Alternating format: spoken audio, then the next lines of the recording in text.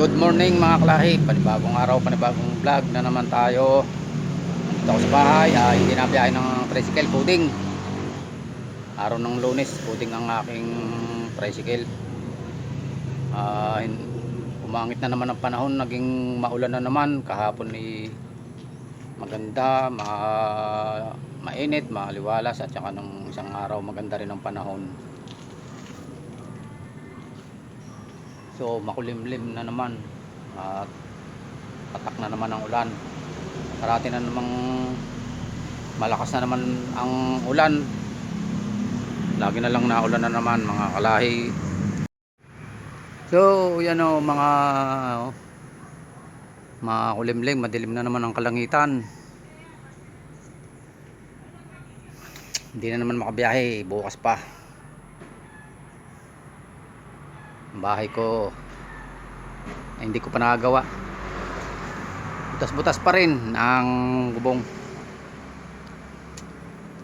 Nag-iisip pa ng mauulam, kung ano ang maluluto. Gulay, maraming gulayin. Pag gulay, maraming gulayin. Butas-butas pa rin.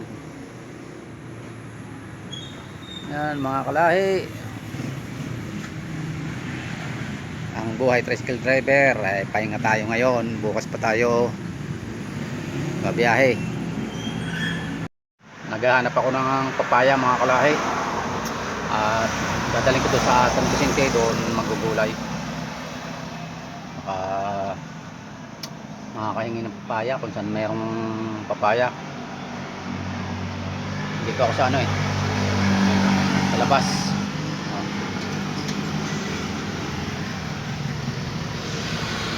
Tingnan natin kung may mahingi tayong papaya, kahit dadalawang piraso lang.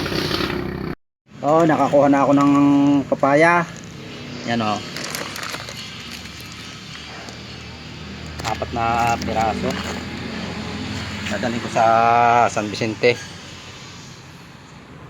at magtitinula na manok. Doon na rin ako manananghalian. So let's go. So papunta na po tayo sa Barangay San Vicente, San Pablo City. So ayan, nakarating na tayo sa Maharlika Highway mga kalahi. Dami sasakyan. Let's go, let's go, let's go. Doon na tayo.